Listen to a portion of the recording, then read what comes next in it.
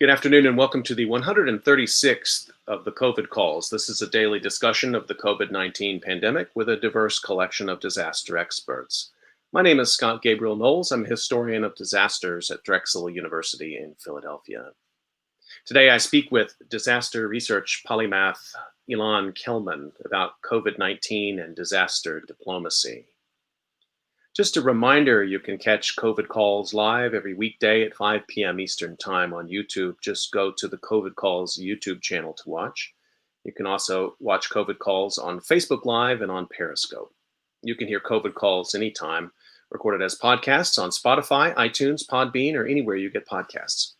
You can also keep up with COVID Calls via Twitter using the handle @US of Disaster or @COVID Calls. Please do help spread the word and send suggestions for future guests and topics, and please feel free to suggest yourself as a future guest. As of today, September 28th, 2020, there are globally 33,213,739 confirmed cases of COVID-19, according to the Johns Hopkins University Coronavirus Resource Center. That's up from 32,356,829 reported on Friday. 7,127,210 of those are in the United States. That's up from 6,997,468 reported Friday. And there are now a total of 204,861 deaths in the United States reported from COVID-19. Up from 203,147 reported on Friday.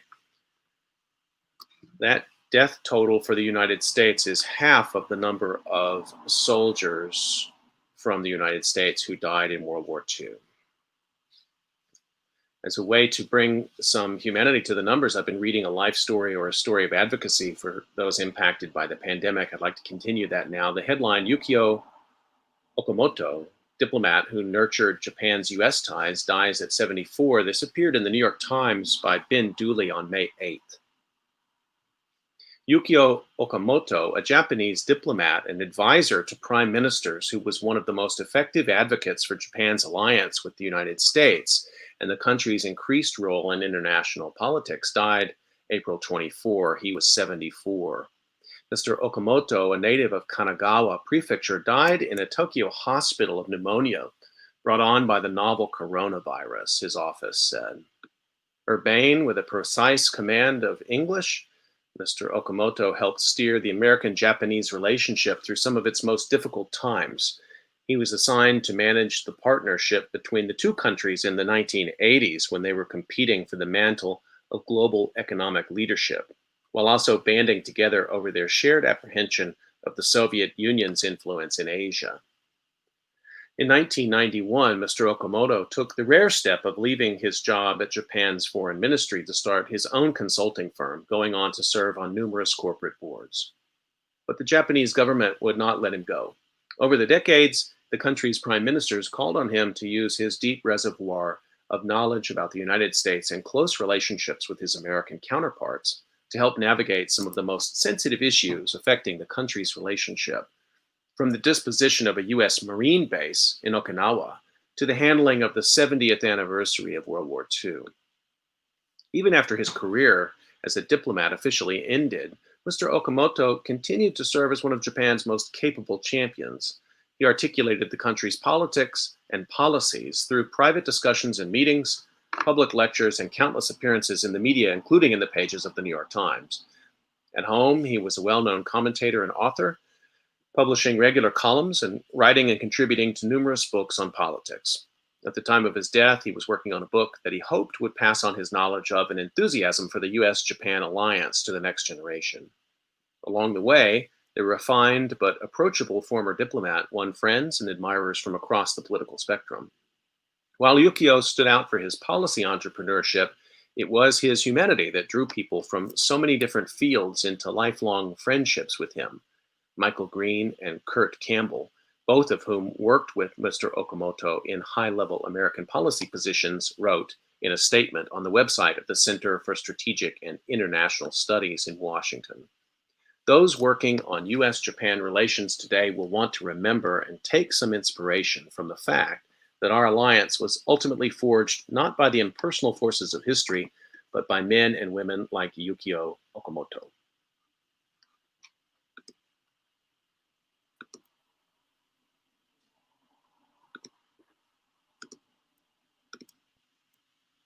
I'd like to introduce my guest for today. Conversation I've really been looking forward to. Let me introduce Ilan Kelman. He's Professor of Disasters and Health at University College London in England, and a professor too at the University of Agder, Kristiansand, Norway. His overall research interest is linking disasters and health, including the integration of climate change into disaster research and health research. His research portfolio is broad and includes three main areas: disaster diplomacy and health diplomacy, island sustainability, involving safe and healthy communities in isolated locations, and risk reduction for health and disasters. And he has an almost unlimited number of publications, and many of which we will discuss here today. Ilan Kelman, thank you so much for your time coming on COVID Calls. Oh, my pleasure. Thank you so much for the work you're doing in terms of bringing people here and disseminating messages that we need to hear. I'd like to start the way we usually do, which is asking people where they're calling from and how the pandemic is looking there today. So can you bring us up to speed on where you are and how it's looking? Yeah, so I'm in London in the UK, and unfortunately, it's not looking good as it has not done since the beginning. So the death toll is oscillating a bit as they recalculate, but we're looking at a total of about 42,000 deaths from COVID-19.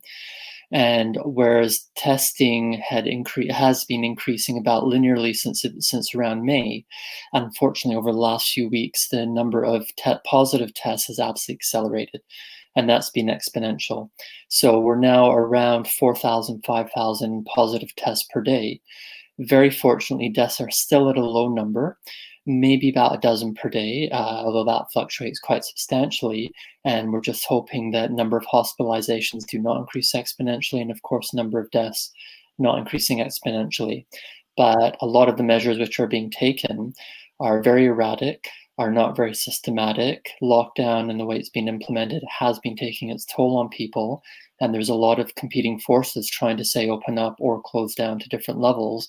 So it's unfortunately a difficult and not very pleasant environment. Of course, in the United States, we've grown accustomed to seeing something which 8 months ago would have been not even comprehensible to people: public demonstrations against the wearing of masks, for example. And I've seen a little bit of that in the news out of London, people demonstrating in Trafalgar Square, for example. Is that in some way representative, or is that something the American media has latched on to make us feel like we're not all alone here in the North American continent? So far, a lot of the people who are claiming skepticism about either the pandemic or the measures taken to control it, they tend to be a fairly small minority. The challenge is that a lot of people are suffering because of the lockdown measures, and a lot of that frustration may be expressed in terms of saying, well, why are we even bothering with anything such as masks? It has not been helped by some of the government's confusing messages. So they brought out an alert system which simply didn't work. They kept on switching messages, some of which were very ambiguous. And they're coming close at the moment where they're talking about face, hands, and space, which is reasonable. It's the three measures to be taken, except they got it in the wrong order, because it should be space, hands, and then face. Stay away from people, and you don't need to wear a mask. The mask is only to stop you infecting others when they're in close proximity. So stay away from people, wash your hands frequently, don't touch your face, and then wear a face covering if possible. So yeah, I fully understand people's confusion. I fully understand their frustration. Livelihoods and dreams have been devastated, while many people at the top, including the Prime Minister's closest advisor, basically broke down lockdown measures. And then he in particular, whereas others resigned and apologized, this advisor in particular refused to apologize, is still in his position, and was trying to defend his actions with ridiculous excuses. So when people at the top don't worry about it, yes, I fully understand why people respond that way, which then can easily be translated into, you know what, let's go to Trafalgar Square and just yell at people and yell at the government.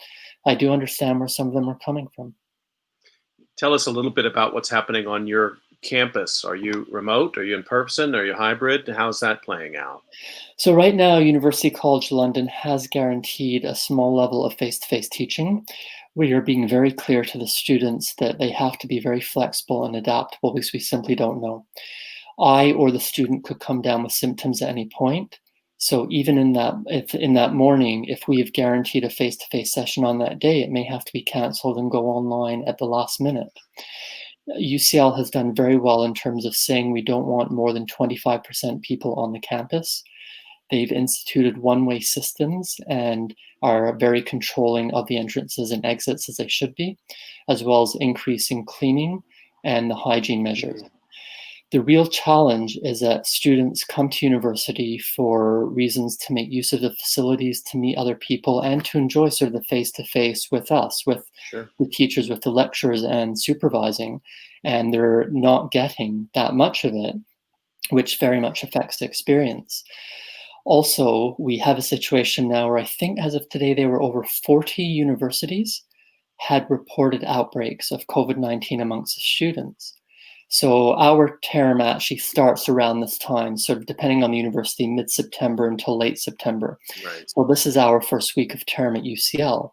And we're looking around and saying we want to give the students the experience. They deserve it. We owe it to them. But we obviously don't want to contribute to the pandemic. And it's not just being on campus with the 25% sort of maximum probably helping. It's also the fact that people have to get there. And Right. we're the ones where we can do this. We can have this online conversation. We can actually do things remotely. Should we really be risking people in the streets or on public transportation when there are others who don't have a choice? So it's a struggle and it's a balance. And our leadership has actually communicated very well. There's been a lot going on. The staff have been working incredibly hard over the Northern Hemisphere summer to move most of teaching online and trying to make Mm, this decision. Are the rooms ventilated? Is it going to be mm, clean enough? How do you actually teach when you're wearing a face covering? Which is a challenge. Not only in terms of your mouth not being dry and being able to talk, but also students who may lip read to help sure. understand, or those who are hearing impaired. So it's hard, but at the moment we are guaranteeing some level of face to face. Whether or not that happens, we'll see over the coming weeks. Well, thank you for giving us that context. What about you? How have you been able to do your work in this time? I mean, I think of you as know you as a scholar who has a global purview. I sort of, when I look at your publications, I sort of think like, is this a person who's ever at home? And I wonder, can you tell us a little bit about how the pandemic has shaped your work in these last 6 months? Well, I mean, from my perspective, I simply can't complain. The fact that I have the information technology, that I have the internet, is a privilege. The fact that I still have my job, and in fact, it's probably far more secure than it was before the pandemic due to a lot of the interest in our areas of disasters and health and their connections, as well as the fact that a lot of students have also quite interestingly said, you know what, this is my chance to do an online degree. So maybe I'm going to take that opportunity and recognize that this may not come in the future, or at least we hope it won't come that much in the future. So in that sense, our students have been very interested, very engaged. And because the media, of course, and the public have quite rightly really wondering, well, what's going on? How did we get into this position? It's been very good for us to try and work with the public and the media to get messages out there and to try to help people. And through my teams and colleagues around the world, yes, we've been writing a lot. So before, yeah, there was a bit of travel, certainly a moderate around. And again, it's very privileged to be able to do that. But to get that level of publications and the messages out to different venues, not just academic, we have to be in front of our computer. We have to be sitting here. So again, from my perspective, it's that privilege, it's that opportunity to say, I need to experiment with teaching, I need to experiment with different ways of communicating and of writing and of speaking as we are doing right now. But the fact that I do have my job, that I have a very good home working environment, that I can order whatever groceries or anything I need online. And if the cost is a bit more, it's not an issue for me because I'm not living Mhm. paycheck to paycheck. So it is just incredible when I think about the opportunities and options I have compared to the majority of the population who are just severely, severely hurting. And that's so hard when we knew that so much was preventable, and those who have far more power, resources, and opportunities than us simply did not do what they were mandated to do. Well, you're not the only scholar I've talked to on COVID calls who's had a book come out in the middle of this. I think your newest book, Disaster by Choice, came out early in. Did it come out in February? So it came out in February, yeah. Okay, so right on the verge of things, and that means that whatever activities you would. I talked with Andy Horowitz, who is a historian at Tulane, and his book about Katrina had come out, and of course, there is usually a bit of travel and public speaking that goes along with these books because we spend years working on them, and then we want to engage, come out of the cave and engage with people. Like Andy, you've been in a situation of probably having to do a lot of sort of Zoom discussion about the book, and so let's do that now. I'd like to find out a little bit about the project, and I know a little bit about it, and I know that you're one of the scholars who has taken head on the concept of the natural disaster and forced us to rethink that. And so I wonder if you can just tell us a little bit about the project and some of the cases that you work on in it, and why you have such a big beef with natural disaster. Let's talk about it. Yeah, absolutely. So yes, here's a sort of copy of the book for people to take a look at, and it came out at the end of February, so I was able to do the launch in person in Oxford, and then everything else after that was cancelled. But from my perspective, no complaints, no concern. I mean, having a couple of book appearances, not be in person compared to what everyone else is going through, it's completely irrelevant. And again, because people were so interested in, well, was the pandemic a natural disaster? How could this happen when we have this knowledge? I've been doing so many of these online venues. We even did one sort of seminar via Twitter, sending out a lot of tweets, getting people to respond. And whereas you might get 40, 100 people in the room for something in person, we've had double that, triple that in online venues, and people who would not be able to travel to the UK or the other places for these book events. So again, it's a privilege, and I just hope that the messages are letting people know what we should have done, but also what we should be doing now in terms of the future, which comes right back to this issue of why disasters are not natural. Because the environment does what it does. I mean, the environment is not out there being evil or malevolent trying to kill us. And a lot of what the environment provides, whether it's a hurricane giving water resources or faults, seismic faults actually permitting water to percolate to the surface in the desert, or volcanic ash and floods giving fertile land, helps us. So what the environment does, often called environmental hazards, simply cannot be the disaster. Some people can deal with it, some people can't. Same way that, the pandemic has affected me, as it has all of us, but how can I complain?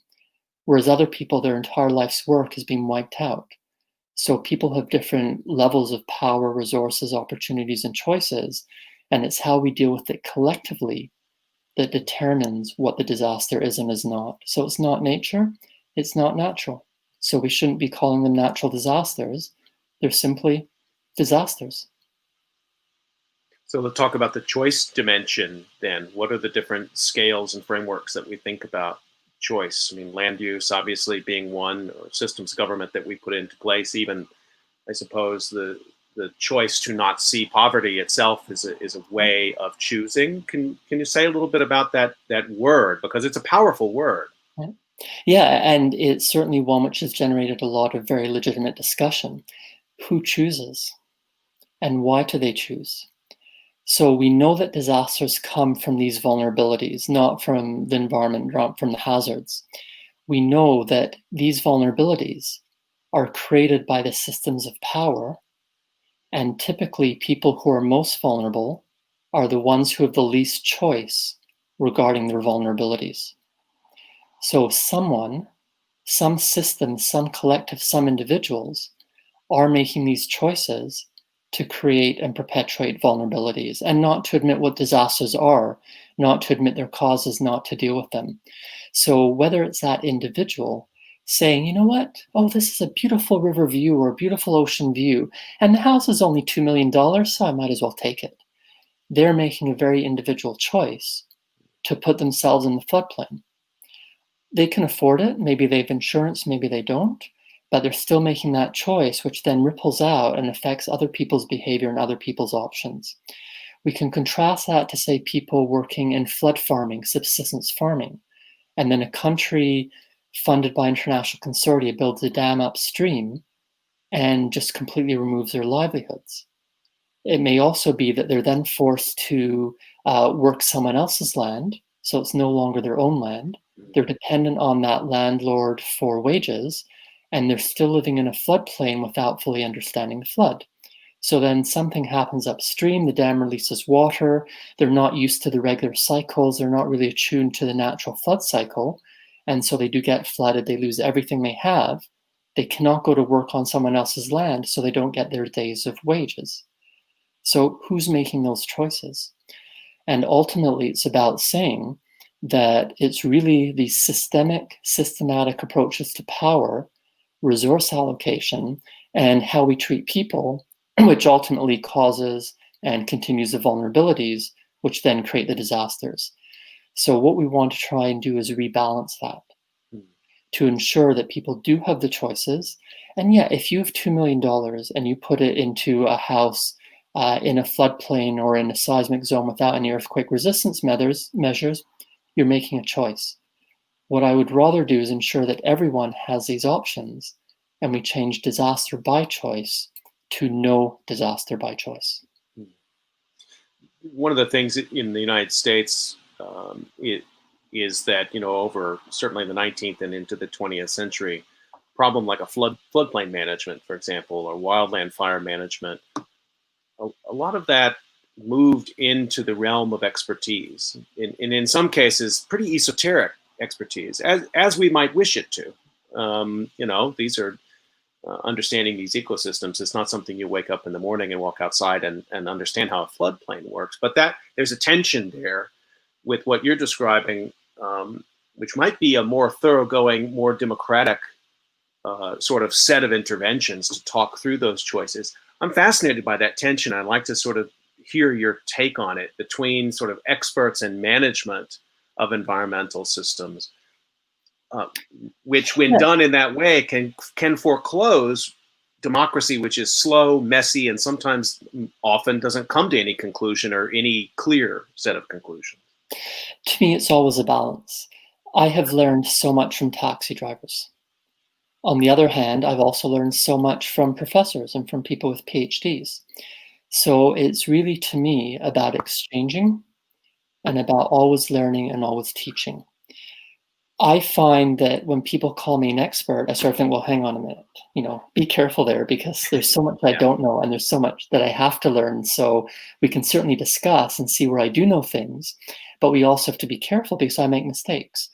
And I think that what we have very much lost in part of the separation that you're talking about, we've lost the ability to say, I'm sorry, I was wrong, but I've learned something and I've improved. And also, you know what? I didn't understand that. And I didn't really communicate it well, so let me try and do better. A lot of what we see today, which including sort of our early discussion regarding the face coverings, is people not even being willing to discuss. And in terms of trying to advocate, we're not really advocating for science-based policy. It's more about evidence-based policy, because science is a process, and it's a continual process. How can we simply admit what we do know and what we don't know, what may happen or what may not happen, and try and say, well, we can agree to disagree, but here's a way forward. So when we do sort of create these experts and then create our own bubbles and put ourselves on pedestals, we are absolutely creating as much of a problem as those who say, well, I don't listen to the news and I just get all my information from what my bubble is posting in Facebook. And those can be equally dangerous. So when we talk about the wildfires that have recently hit the west coast of the US, there's been so much discourse about climate change caused this disaster. But climate change has influenced the fires, as have human activities other than climate change. The actual disaster is putting ourselves in fire-prone ecosystems without considering the fact that we might burn. And trying to engage in that discourse often does lead to as much hostility as trying to tackle or trying to converse with the people who do not accept that humans are influencing the climate. And it's amazing the number of times when I sort of say, I'm curious where you get your information, and I get no response. Right. Or people say, I don't believe what you're saying. And I say, okay, well, here's 20 scientific references. And their reply is, I don't have time to read those. So I think what we're really struggling with is how do we avoid ourselves being arrogant? How do we avoid ourselves adding to the conflict in the discourse? And even earlier, I just sort of used the words tackle, and then I changed that to converse. So I have to change Hmm. the way I'm thinking Sure. and really try and say, why do you think that way? Where are you getting your information? What would change your mind? And how can we actually be scientifically precise and accurate, ensure that evidence goes into our decisions and our policies, but recognize that the public, the so-called non-experts, those without a scientific background, have a very legitimate say, and it's up to us to meet them on their own terms. One other concern is also how much we, and you alluded to this, is how much we really separate ourselves from nature, which is not necessarily bad. You know, I'm perfectly comfortable here, not having the wind howling as we're speaking, not being cold. But it does mean that, as you say, I walk out, look at the sky, and I don't necessarily know what the weather is going to be during the day. Whereas that flood farmer, who I mentioned earlier, understands the soil, the river, the plants, the sky, the wind far, far better than I ever could. And same with people in forests. You know, you build your house in the forest, you think, oh, the trees are nice, but you don't realize that it's a burnable ecosystem, and the ecosystem exists because it burns. So suddenly there's a spark 40 kilometers away, and you think, oh, it's only that far away, not realizing that that's nothing for a wildfire because we've created that separation. So again, for me, it's balance. How can I survive the cold winters and the hot, humid summers without being affected, while still being able to respond to the environment and understanding what the weather is on that day? It's hard, and we've a long way to go. It seems like there is a great deal of education and a lot more information that needs to be in the space of deliberation that you're describing. And again, a lot of times that information is either locked up in expertise or it's locked up by design because certain interests don't want you to know how frequently it floods in this place or how frequent a fire might be in this particular canyon or whatever that may be. I have those concerns. I'm sort of curious what you think are the right methods or venues to bring a greater amount of participation and a greater amount of transparency into this broader discussion. Yeah, and the answer is I don't know. What I do know is that we are trying, and we're trying in different ways. So whether it's a book or a webinar or a scientific paper or a media interview or a blog or a commentary or an academic conference, we're trying all of those. And I don't think there is necessarily one right answer. I don't really see that sort of one size fits all, there's a perfect way to do it. So there are certain elements that go into it. And for me, it's about diversity of communication. So absolutely, I want to write scientific papers and books. And I want to do blogs, commentaries, and media interviews.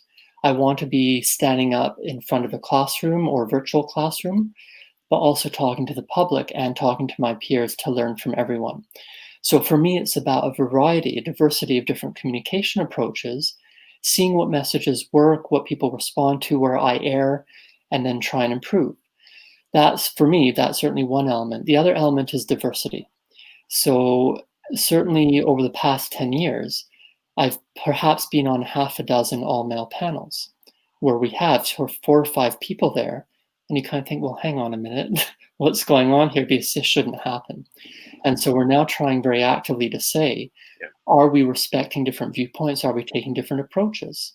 And it's, of course, not just about men, women. It's a whole field of different aspects of people, and whether they're disciplines or nationalities or different abilities or ethnicities, races, to try and ensure that we have that variety of perspectives. Again, it doesn't mean that I'm right all the time. It doesn't mean I'm wrong all the time. It may mean that we're both right, even though we differ. And certainly everyone, including yourself, of course, and people in the audience, know things and have experiences which I simply can't, and I don't have. So for me, it's diversity in these different ways. Mhm. and it's also saying that nothing is static. So we have had certain backlashes over recent years against so-called experts, so-called expertise. I don't understand where that came from. I don't know how to solve it. I'm doing my best by communicating and trying to deal with people who may disagree with me, but at the moment I simply don't have any answers.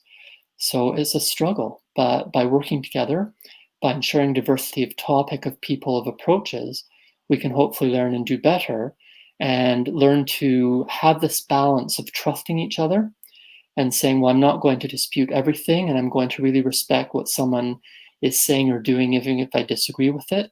That balance with the natural skepticism that comes from being a scientist and questioning everything and trying to evidence everything and trying to prove everything. Because we have to improve, but also convey to the message that those who are out there saying, well, this pandemic is a hoax, or masks are dangerous and it's an infringement of our civil liberties, trying to say, but you know what? Here's certain mechanisms, modes of evidence, what would actually get you into the room to discuss it, Right. and then possibly change your mind, change your behavior, while you should also influence me to determine whether or not I'm making any mistakes and how I could improve. And yeah, we don't have answers. There's no single solution, but working together, learning from each other, hopefully we'll do better and move forward. And just to come back to where we started with this part of the discussion, and why I hope everybody will read your book is yeah, I think it's incredibly empowering, and ultimately um, opens possibility for venues and formats of democracy which have been only lightly explored um, in this sort of era of expertise. When we take it, when we really listen to what you're saying about the notion of environment being constructed, and we take away the notion that the natural is some sort of angry weather out there waiting to get us, but we actually look at the whole system as constructed as interplay between human and natural systems. It should be empowering, I think. And again, to another excellent point I think you made, that if you bring a diversity of voices and expertises into the room, that's when, to me, it starts to get possible. That's when the room starts to crackle. And I've seen this across many different domains of what have been called sort of natural hazards and seismicity or wildland fire or water. Um, there are experts who do their work behind a computer screen, and there are experts who are out there, collecting samples in the field, and they're the experts who are literally the farmers and the fishermen and women who are experiencing that environment as part of their day-to-day work. One thing, I'd sort of be curious what you think about this is, it does, to your point about the panels and gender diversity, it strikes me this is a possibility. This moment is full of possibility. We should not go back to the old system of, and I've heard these discussions, well, we can't possibly bring too many voices. It's expensive to bring these people from all over the world. And look at the way the room is organized. It militates against exchange because there's the stage is up there and there's the dais and there's the expert way up there and the audience is way back here. I might not have started from the position of hoping we could have a conversation on this platform or on Zoom, but I do think there's a leveling aspect to it, and it certainly precludes the old excuses of cost of travel and rooms like that. I mean, I don't know if any of that resonates with you, but I'm sort of awake to the possibility that we could have more inclusive discussions now, counterintuitively, because we can't gather. No, absolutely. And this is us having the privilege to take these opportunities and to do it. And there are so many positive examples. So again, the number of webinars, the number of online discussions, the number of people who I've met who would never be able to travel to meetings, or I certainly wouldn't be able to get to them, has been phenomenal. But we also have to be aware that there are those who are being left behind because of what's called the digital divide. Some people do not have this privilege. They don't have the opportunities, and they are suffering and unable to take part in it, unable to learn and to listen and to contribute, simply because they don't have the technology, they can't afford it, or they don't even have the internet or the bandwidth. So even the challenge of sort of communicating, and we live in such an English-dominated world. So any sort of electronic means does alter our voices slightly. And if you don't have the bandwidth for video, again, you can't see me speaking, as I sort of mentioned earlier with the face covering. So I do have a lot of people where English is their fifth or sixth language.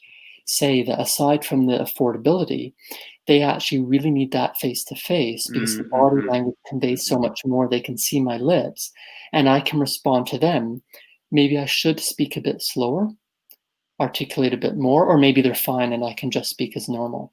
So again, for me, I'm privileged. And by being able to adapt, and I've used more than half a dozen different venues or software for dealing with online recording and talks and meetings. Not everyone has that. So it's up to us to look for the positive examples, to ensure we have that positive change, and to promote them to try to do better. And same in disasters. So, what was very exciting about my book is that I was able to include a lot of success stories. So, from Seattle to Bangladesh, from Toronto to Indonesia, to say this is what some people are doing to make an environmental hazard not be hazardous, but actually part of their systems, part of their life, part of the approach which they take. So, by saying it's not all doom and gloom, by saying some of us do have these options, but trying to use our privilege, trying to use our resources to help those who do not, we can actually say, here's how to be inspired by positive examples. Don't get completely distracted because all the places I mentioned still have issues we can always improve, but it's not all bad. So let's learn and try to do better while always trying to achieve a balance, whether it's the digital divide or ensuring a hurricane does not become a hurricane disaster. Just a reminder, you're listening to COVID Calls. I'm talking to Elon Kelman today. Be sure to get your questions in. You can put them in to the YouTube live chat, or you can just put them up on Twitter if you want, and be sure to tag at US of Disaster. So the book came out. You finished writing it last year. Coronavirus was not, literally, the novel coronavirus was not amongst us. How do you take this, what you've learned in the last 6 months, and read it back through the kind of analysis and disaster by choice? In what sense is a pandemic a choice? Yeah, frustratingly, it unfortunately corroborates everything in the book, and it fully confirms the idea that disasters are not natural, which also points out that, in fact, there's not much in the book which was original. These ideas are not mine. And I've simply been inspired by those who were writing, publishing, and talking long, long before I was in this field. I mean, this stuff comes out from the 70s, if not earlier, and people have been finding actually documents and philosophical ideas from past centuries, which say the same thing. And as an historian, of course, you know this and know how much we don't know how many archives we've not gone into. So yeah, I have the book, I promote the idea, I have the papers, but to a large extent, it's not original. I'm simply repeating what others have taught me and inspired me. And it does become increasingly frustrating when something ostensibly new comes out, like the so-called novel coronavirus or the pandemic, and people think, well, it's unprecedented. But we knew all this before. The number of documents I've edited to simply delete the word unprecedented shows how quickly we forget history, and fairly recent history. We're talking the 70s and 80s in terms of disaster research, and how people often want to find something new in it. So why was this pandemic not a natural disaster? And it's actually on both sides of the risk equation, hazard and vulnerability. The hazard, to a large extent, we knew could exist. I mean, microbes, viruses are common. We're aware of this. Where this virus appears to come from is through human behavior in terms of wrecking ecosystems, transporting animals out of their natural or typical areas, and not having very good hygiene when dealing with animals. This is not new. HIV, Ebola, the previous SARS virus from 2002, 2003, MERS in around 2012, all of those were the same. They jumped species from very unhygienic contact with animals, also linked to ecosystem destruction. So we knew this hazard could happen. Then, when the virus was identified, the medical professionals in Wuhan were onto it right away. They said, there's this really strange pneumonia. We're very concerned. They traced where they thought it came from, and the authorities silenced them and intimidated them. The virus started spreading. Some governments were very quick and absolutely said, we have to deal with this. We're locking down, we're testing, we're tracing, we're isolating. Other governments like the UK said, what's the big issue? So again, very clear decisions despite past pandemic experiences. And we're not talking ancient history. We're talking flu in 2009. We're talking SARS, 2002, 2003. We're talking MERS in 2012. Right. We had this knowledge. So on the whole hazard side, it was constructed. And then, of course, the vulnerabilities, years, decades of devastating health systems, years, decades of not paying our health professionals the salaries they deserve, complete lack of preparedness in terms of personal protective equipment and recognizing who is vulnerable. So in the UK, over 300 health and care professionals have died of COVID-19. Out of 42,000, it may not seem a lot, but to lose that number of people dedicated to saving lives when it was entirely preventable, we're creating these vulnerabilities. If we don't care about each other's health, if we don't care about our health systems, if the health system cannot even deal with typical day-to-day and season-to-season health issues, which is common in the UK, then of course something comes along like a new virus and it's going to create a pandemic. The UK ran a pandemic scenario a few years ago, and the result was we are not ready. Right. 2008, 2017, the National Risk Register. Pandemic was one of the highest possible dangers.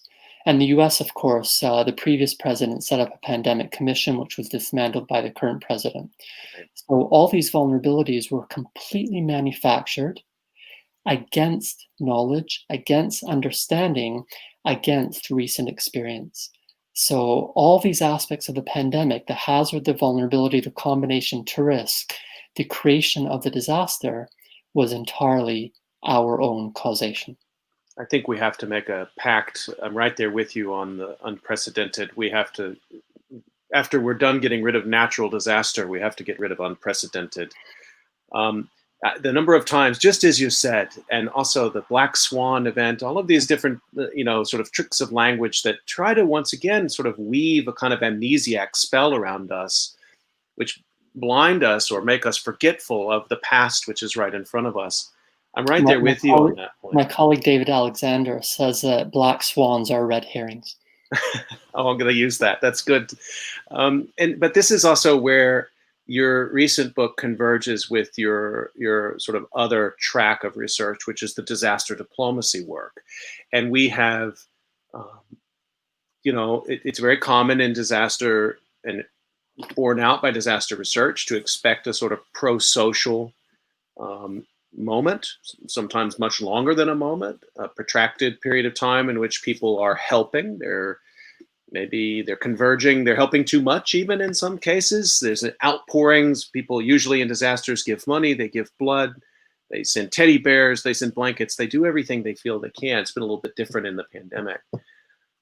But international tensions don't cease in these moments. And certainly speaking from the perspective of the United States, the president of the United States has taken this moment to continually stoke a xenophobic fire, which he sees as in his own interest in shoring up his base for his election. There's a Trump effect, which is maybe sui generis, but I wonder if you could talk a little bit about disaster diplomacy and to what extent disasters reshape diplomatic relations, if they do, and how you see that in the context of COVID. Yeah, so when we look at disaster diplomacy, we're looking at all disaster-related activities. So before and after, prevention, mitigation, preparedness, risk reduction, as well as response, recovery, and reconstruction. And the idea is exactly this question: how and why do disaster-related activities influence peace and conflict? What we find is that there is no causative factor. So dealing with disasters in any way does not really create new, lasting diplomacy, peace, collaboration, or cooperation, but it certainly influences it. It influences it in such a way that those making the decisions will pursue the predetermined pathway which they want. So if they want peace, absolutely, they'll use a disaster or disaster risk reduction to support their approaches to peace. But if they want conflict, then they'll do exactly the same. And it's exactly as you mentioned with the president of the US. He has his predetermined ideas, his predetermined ideals, and no matter what the disaster or attempting to prevent one, he will find a way to morph that into supporting what he wants to do anyway. We've seen that with other countries. So China has played both sides in terms of using the pandemic for peace and for conflict. On the conflict side, they've actually very much tried to send out a lot of messages about the US causing the pandemic. Right. And there was all these ridiculous exchanges and sort of wars of words between the Chinese and American governments, which is exactly continuing the on again, off again relationship which the two countries have had under the current American president. Conversely, China has very much sent a lot of medical equipment, which some people will say is tokenism, other people will say is China helping the world, to countries which they wanted to foster and boost relations. Mm-hmm. China also has a Belt and Road Initiative, and they've been having a difficult decision amongst themselves in that they promised a certain level of vaccines to countries who have been in the Belt and Road Initiative. Now they've been thinking, well, should they join the international initiative of COVAX, which promises equitable distribution of vaccines, or can they do both? Actually join COVAX internationally while favoring their Belt and Road Initiative countries. So again, they had the Belt and Road Initiative before. They've been doing all sorts of things trying to get their influence, and coronavirus vaccine is just one other way of doing it. So what we are seeing is that all the aspects, from the individuals fighting over toilet paper for some bizarre reason, right up to national governments trying to make decisions about who gets vaccines, very sadly, the fundamental disaster diplomacy ethos has been confirmed that disaster-related activities do not create new or lasting cooperation.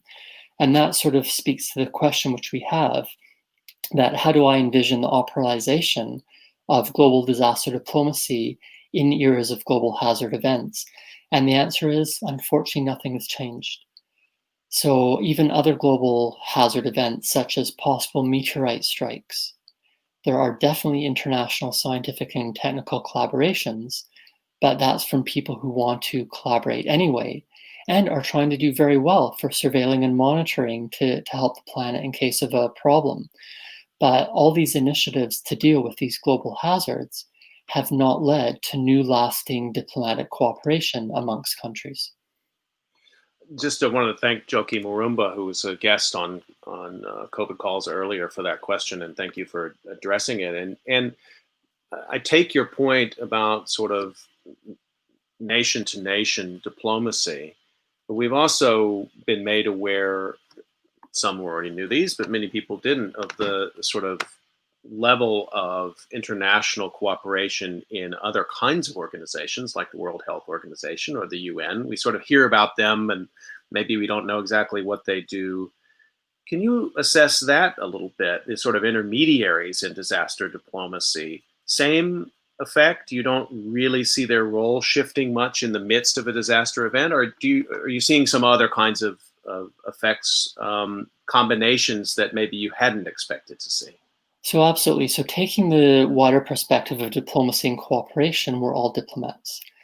And this happens in sports diplomacy, cultural diplomacy, international organizations, like you mentioned, the United Nations, subnational levels, whether it's provinces, states, municipalities, actually dealing with each other across international borders, irrespective of sovereign government relationships. And then there's a lot of non-sovereign territories, which then will be dealing with their sovereign neighbors or other non-sovereign neighbors. And this, we have looked at some of it, but there's so much more to do. How much does the media or celebrities, how much do they influence diplomacy and other people's interests in other cultures, no matter what their politicians and formal diplomats are doing? Mm-hmm.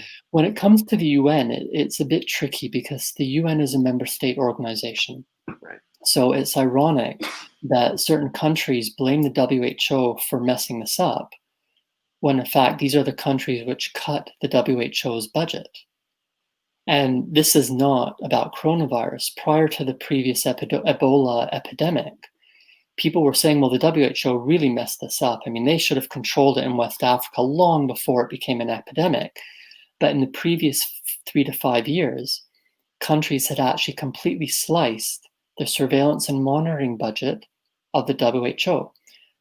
So a lot of people who had long expertise and who were the ones who were doing this obviously left and got other jobs.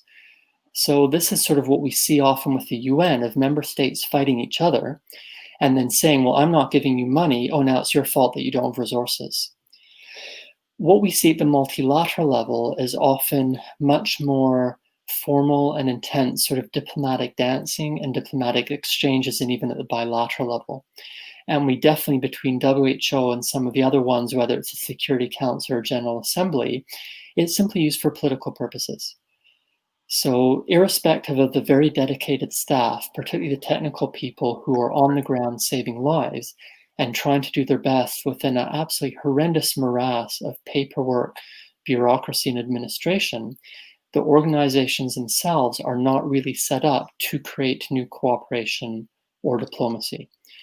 But at the individual level, of course, it happens. And one of my PhD students, Patricia Duda, has really pushed forward disaster diplomacy theory and practice quite substantively by looking at informal diplomacy.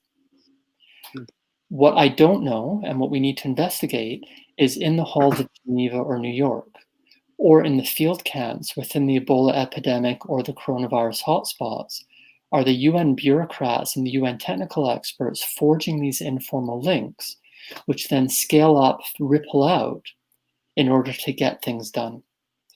We know that it has happened in previous disaster diplomacy case studies. We know that individuals, grassroots, media, people with and without resources, religious leaders, business leaders have achieved a lot. How much has been formal or informal, or along the continuum of formality and informality? We don't know. We need to investigate it. Whether or not celebrity diplomacy or sports diplomacy can then filter much more into disaster diplomacy, we don't know. So all the case studies that we have at multiple levels of diplomacy right now show no success in disaster-related diplomacy. But there is so much out there that we're continuing to investigate, including case studies from the past several thousand years, where there may have been influence, there might not be, but we need the historians, we need the anthropologists, we need the archaeologists to really investigate them and see. So yeah, join us.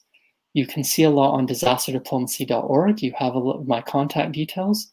If you want to try and disprove our current disaster diplomacy conclusion, please do so. Because we need to show how we can work together to help humanity. And if seeing almost 1 million people dying in a global disaster does not bring us together, then how are we going to do that in order to generate hope and inspiration so that we do actually come together before the disaster happens? I'm so impressed by what you're, first of all, when you talk about going back 1,000 years, my historian head starts to tingle. I think about the possibilities of those cases and pushing simultaneously on the concept of diplomacy and disaster and pushing it temporally in useful ways. I'm also impressed with the scale. And I've been thinking a lot about this in terms of the IPCC and climate change and what we might learn in combination as we think about COVID-19 and the efforts of disaster diplomacy around climate change. Maybe some people still don't define climate change as a disaster. I certainly do. It's just moving slowly. And I guess, what I would observe is that just at the time people seem to be losing this is coming from the US, seem to be losing faith with the IPCC, here came Greta. And suddenly Greta Thunberg becomes the face of a movement which had millions of American school children out in the streets demanding climate justice. I think for most people, completely unexpected occurrence and a very strong, to put her into this framework of diplomacy, she has become, I suppose, maybe you would disagree with me, but a sort of a celebrity climate activist in functioning in a diplomatic way. I guess it's sort of, there's not even really a good, well-framed question there, but you got me thinking when you were talking about that. And I guess my question would be how you see previous efforts, like recent ones like climate change work, how that might connect with this sort of disaster diplomacy and COVID. Yeah, so this is where we have to be very self-reflective as scientists. Mm. The first major international scientific collaboration on climate change was effectively a couple of reports in 1970 and 1971.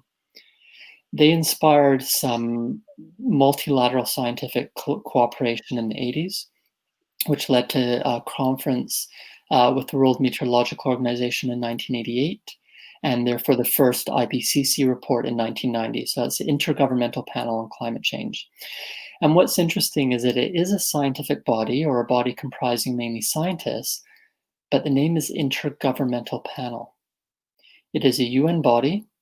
It answers to member states, and you can go to ipcc.ch, download the mandate, and realize that governments have to sign off on every single report which the scientists produce. Now, how much detail they go into depends on the report, depends on the government. We also know that the IPCC's job is not to produce new science. It is to get intergovernmental sign-off on the synthesis or consensus of what the science says. So again, the scientists have to get that sign-off from the governments. Back to 1990 first report, we're probably now going to get the sixth report coming out next year or the year after. This is a long time to not have the policy success of an effective internationally legally binding treaty on climate change. So as scientists, is it us who have gone wrong? Is it the IPCC structure who's gone wrong? Is it the subservience to member states which have gone wrong? Compared to a fairly well-educated and privileged teenager coming along and inspiring millions, exactly as you said. So maybe we need to, again, be self-reflective and say, if we want to have impact, if we want these treaties and the policies, open question, should we be bypassing the UN? Should we be working more with youth and social media? Should we be starting with environmental and climate governance beyond governments and beyond intergovernmental processes? So if scientists simply said, you know what, forget it, I'm giving up with the UN, I'm giving up with the IPCC, let me put everything into Thunberg and the dozens, hundreds of other youth environmental activists from around the world, right. Would we succeed more? Maybe, maybe not, we don't know. But I think these are questions which we have to be asking ourselves 2 generations on from the 1970 report, 50 years on from that, and we have wonderful science, incredible knowledge, so much research, but we're not acting at a global level. Is there nothing else we could have done? Or is it time to try and do something more? I don't know. We need to discuss this, we need to work on it, and we need to bring in Thunberg and the other wonderful youth activists from all continents to say, what do they need? How can we better serve them? Yeah, absolutely. I mean, it comes back to where we started our discussion with some of these tensions between experts and democracy, and that's an artificial separation. And yet, the way you've described the formation of the IPCC, in a sense, playing by all of the post-war rules, all of the sort of Bretton Woods rules, like we have to do this, it has to be a global initiative, inputs from around the world, very slow.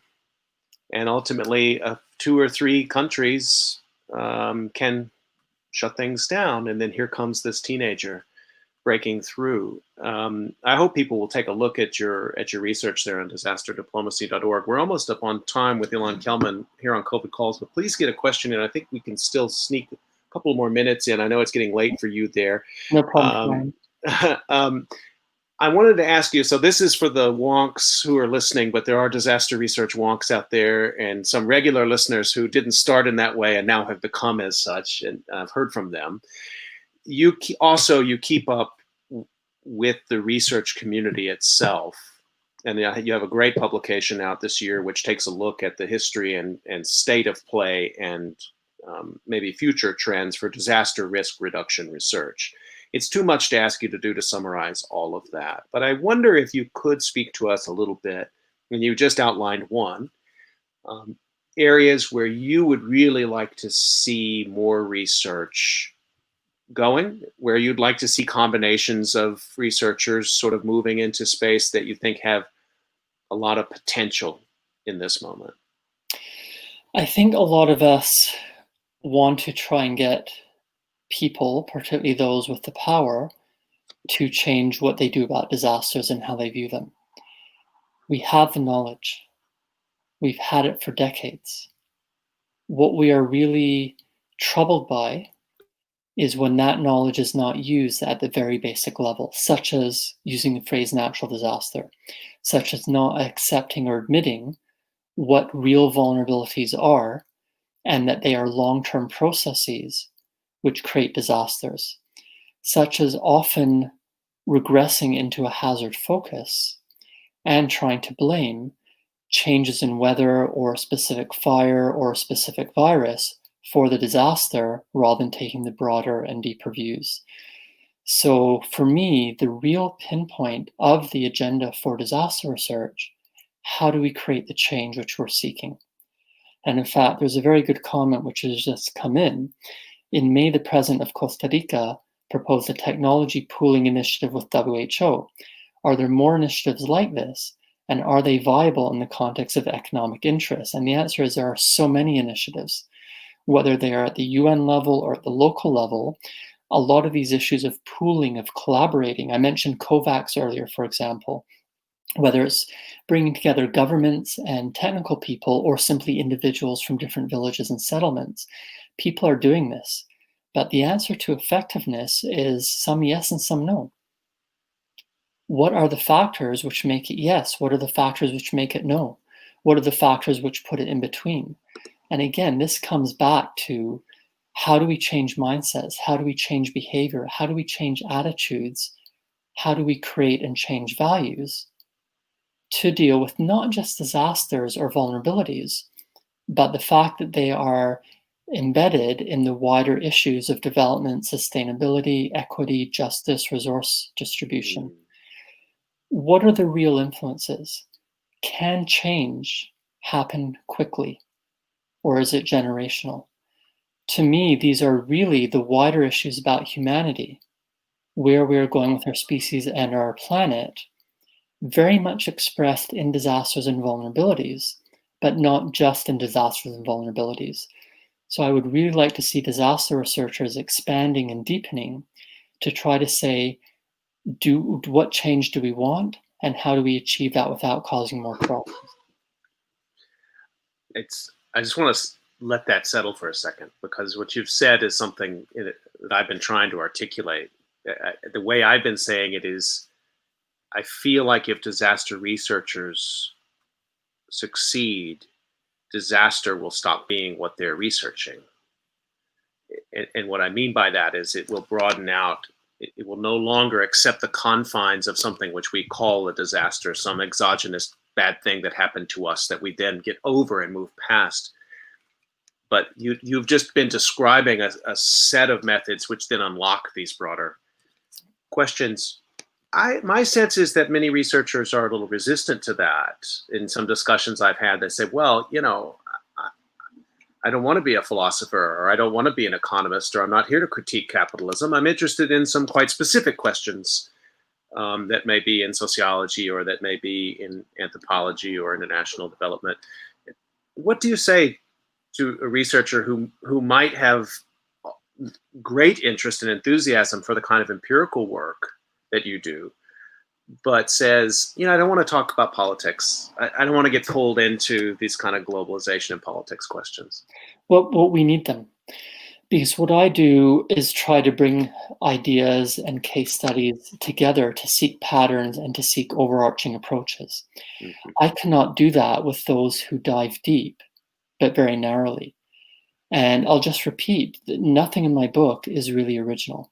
I mean, there's not a lot that comes from me. It comes from those who have gone before me, who've done this very perhaps disciplinary specific, perhaps case study specific, perhaps very narrow but deep work, which I can then use and acknowledge, but try and bring together and connect. So it's about diversity. I have no problem with disciplinary research, although I very rarely do it. What I hope is that the disciplinary people would not have a problem with the non-disciplinary or all-disciplinary approach, which I take. And we absolutely need the people who spend 3 years on their PhD doing nothing but a tiny little topic or box. And then we can have others or them in their postdoc and during their career trying to expand outwards and ripple outwards. So this is about saying that some people prefer breadth and let's use it. Some people prefer depth and let's use it. Some people are also caught within their own systems. To get credit and to retain their jobs, they have to research in a certain way. So rather than criticize, let's use it positively and create spaces and venues where they can contribute in a different way while still getting the kudos which they need in order to continue contributing. So I don't have that any issue with people who even want to focus on hazard and discuss the minute details of hazard. Because if we don't understand seismic activity, it becomes much harder to understand and deal with the broader ideas of vulnerabilities to earthquakes and to other hazards. When we look at meteorites, as mentioned earlier, or coronavirus, a lot of that is hazard management. We know the vulnerabilities are there, but we also have to deal with the hazard. So we need the astronomers, we need the space scientists, we need the satellite engineers, just like we need the doctors, the nurses, the social workers, the epidemiologists, and the virologists. As long as we do not diminish speciality, and as long as we do not diminish generality, it's about working together, bouncing off each other, so we are always teaching, learning, and exchanging. Well, we are truly creeping up on time here, but I want to just get one more question, and that is, and I just want to encourage people to check out your website, and they can see the breadth of your work there, which also includes your thinking and working on memorials and on photography, which is all very important, and I hope people will take a look at it. With that in mind, I know you take a global purview to disaster, but you've paid some attention to remote places and islands, more than a little attention. Right now, you're probably thinking about or looking at a place in the world that most of us are not thinking about to draw some lessons about COVID-19. You may not tell us all of them, but could you tell us one place in the world that you're keeping an eye on that maybe others aren't? When it comes to islands, we had a paper published on Greenland, which was led by a co-author, Adam Gridehoy. And it was looking at the fact that Greenland is a semi-autonomous territory of Denmark, is an island with very few transportation links. And so trying to understand local interests and the local approaches and whether or not islandness or island characteristics did contribute to the fact that they have seemed, at least at the moment, in terms of doing very well at keeping COVID-19 controlled and currently out of the island. So it may not be a place which people necessarily think of as either an island or as a place of interest, but it is intriguing looking at the political or geopolitical tensions and synergies between Greenland, Denmark, and the world, while also recognizing that the flights which come in for Copenhagen are very much a lifeline, but also that lifeline can become a death line if it brings in the infection. These lessons also very much bounce back to us. So it is such an honor to be able to have seen so many places and be thinking about so many of these territories, to be able to take this global purview, which you mentioned. But I also try and very much research and talk about the places where I've lived in or where I've originated. So we are doing some work on London. Very important. It's about saying that, yes, we can potentially talk about Tuvalu or Vanuatu or Greenland, but we also have to bring those lessons to London so that we do better here and across the UK.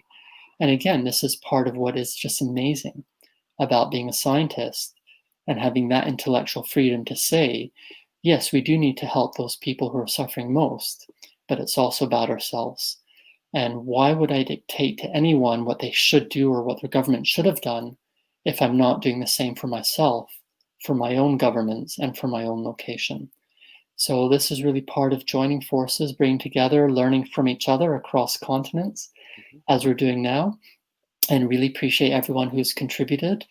Really appreciate you doing this. And, I'm on social media, Twitter, Instagram, LinkedIn, ResearchGate, Facebook, academia.edu. So please join. Tell me where I'm going wrong. Compliments are also welcome. Not a problem if you want to tell me where I'm going right. And this is about linking, collaborating, and perhaps creating our own disaster diplomacy. A reminder that you've been listening to COVID Calls, and you can catch COVID Calls every weekday at 5 o'clock. Tomorrow, I'm going to be speaking with Emily Rogers and Danya Glabo from New York University about the patient experience of COVID 19. Please do join me for that. And Ilan Kelman, thank you so much for all you do and for taking this time at the end of what I'm sure was a busy research day for you. And really appreciate you being on COVID Calls. Thanks for the opportunity, and thanks to everyone who joined us. Stay healthy, everyone. We'll see you tomorrow at 5 o'clock.